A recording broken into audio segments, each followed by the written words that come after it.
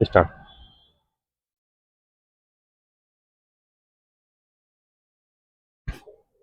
अरे भैया जी, कहाँ चढ़ रहे हो सीढ़ियों पर?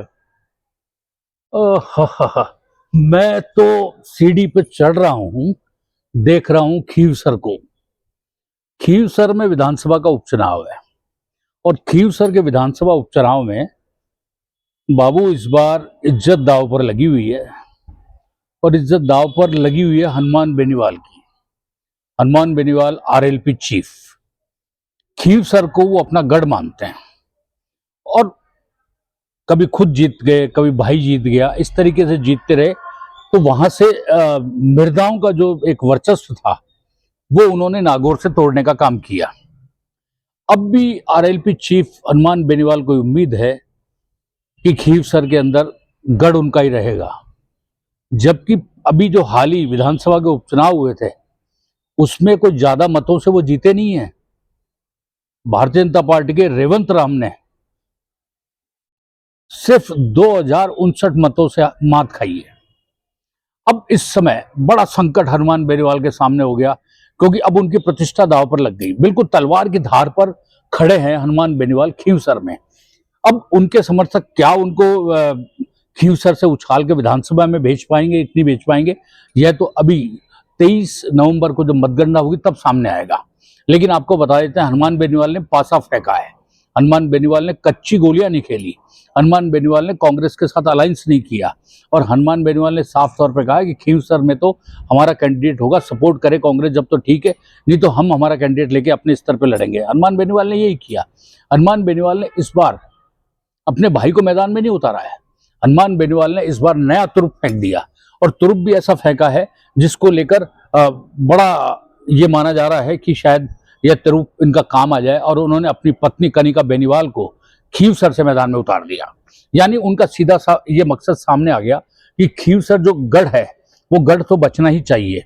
अब इस गढ़ को बचाने के लिए और इस गढ़ को ढहाने के लिए जो खेल हो रहा है उसके अंदर देखिए, मिर्दा परिवार पूरी तरीके से बेनीवाल के अगेंस्ट में है और ज्योति मिर्दा हो चाहे रिछपाल मिर्दा हो, पूरी तरीके से हनुमान बेनीवाल को पटखनी देने में लगे हुए हैं।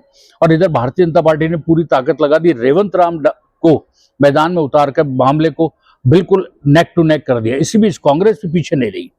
गोविंद सिंह डोटासरा ने इस बार तय कर लिया कि ये जो बार बार का ये अलायंस को धमकी देना और अलायंस को दिखाना आंखें, तो डोटासरा ने भी ऐसा पासा फेंक दिया कि हनुमान बेनीवाल त्रिकोणात्मक संघर्ष में फंस गए। और वो किस तरीके से फंसे आप देखिए। सवाई सिंह गोदारा पूर्व प्रशासनिक अधिकारी हैं, उनकी पत्नी डॉक्टर रतन चौधरी को मार्केट में, यानी राजनीतिक मार्केट में, खीवसर की राजनीतिक युद्ध भूमि पर उतार दिया उन्होंने। अब ये युद्ध भूमि में अब जंग शुरू हो चुकी, क्योंकि मतदान की तारीखें नजदीक आती जा रही है और इसके साथ ही जो पर्चे दाखिल करने का काम है वो भी लगभग पूरा हो चुका और चित्र भी लगभग सामने आ चुका कि 3 दिग्गजों के बीच में मुकाबला है। रेवंत राम, हनुमान बेनीवाल की पत्नी कनिका, तीसरा डॉक्टर रतन चौधरी जो कांग्रेस से उतरी हैं। तीनों का बहुत जबरदस्त जंग है और त्रिकोणात्मक संघर्ष है। हार जीत का अंतर ये मान के चलिए ज्यादा नहीं होगा, लेकिन जो नेक टू नेक फाइट है उसके अंदर जिसने वोटर्स को निकालने का काम कर लिया, जिसके सपोर्टर्स ने खेल कर दिया, वो ही इस चुनाव में खीवसर से जीत जाएगा। और जब खीवसर से यदि इस बार हनुमान बेनीवाल मात खा गए तो ये बहुत बड़ा झटका आरएलपी के लिए होगा। और यदि हनुमान बेनीवाल इस चुनाव में जीत गए तो हनुमान बेनीवाल अपना डंका बजाने में कसर नहीं छोड़ेंगे। बहरहाल देखते हैं 13 तारीख को, यानी 13 नवंबर को क्या होता है, किसके वोट ज्यादा डलते हैं, किसके वोटर ज्यादा निकलते हैं। और 23 नवंबर को जब मतगणना होगी तो जब पेटियां ईवीएम जो खुलेगा वो चित्र सामने ला देगा। लेकिन अभी तो फिलहाल ये मान के चलिए हनुमान बेनीवाल की प्रतिष्ठा पूरी तरीके से दांव पर लग चुकी है।